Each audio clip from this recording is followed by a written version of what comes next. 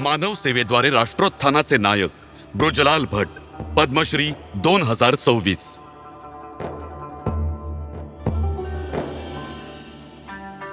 जग ह्याला पृथ्वीवरील स्वर्ग म्हणतात,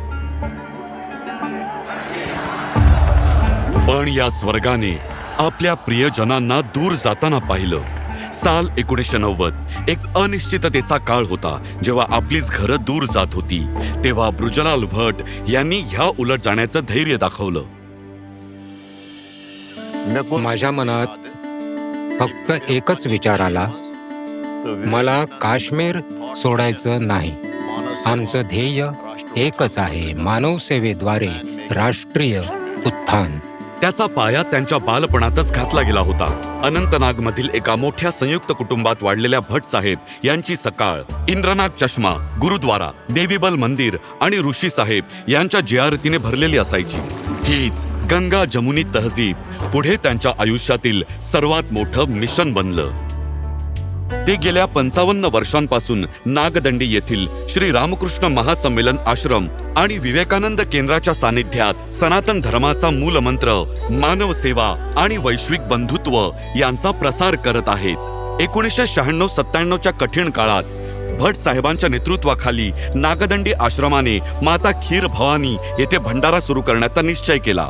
सुरुवातीला खीर भवानी मातेच्या भंडाऱ्यामध्ये जेमतेम 400-500 लोक होते, पण कशाचीही पर्वा न करता आम्ही पुढे जात राहिलो आणि माझी पत्नी प्रत्येक पावलावर माझ्या पाठीशी नेहमी उभी राहिली आणि त्यामुळे मला भरपूर काम करण्याचं बळ मिळालं। त्यांच्या धाडसी पुढाकाराचं फळ आज स्पष्टपणे दिसून येत आहे।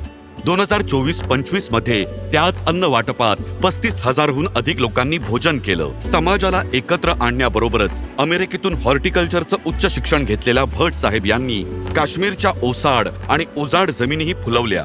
वैज्ञानिक विचारसरणीचा वापर करून सफरचंद आणि अक्रोडाच्या बागा बहरून टाकल्या।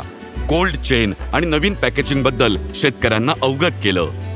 आज ते योग शिक्षण शिबिरं, संस्कार वर्ग आणि युवा संमेलनांच्या माध्यमातून युवकांना मार्गदर्शन करत आहेत। आता ते नागदंडी आश्रमाचा विस्तारही करत आहेत, जेणेकरून तिथे एका वेळी 400 लोक राहू शकतील। आज काश्मीरच्या नव्या पिढीला हे समजलंय की खरी ताकद परस्पर बंधुत्वात आहे। सन्मान आणि पुरस्कार फक्त एक टप्पा आहे, त्यांची खरी संपत्ती तर ती बीजं आहेत जी त्यांनी इथल्या हृदयात पेरलेली आहेत।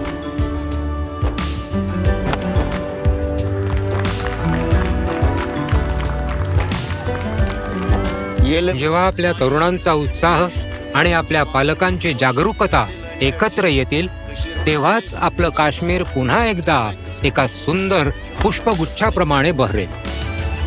त्यांचा हा प्रवास आता एक महाप्रवास बनलाय, जो कायम सुरू राहील।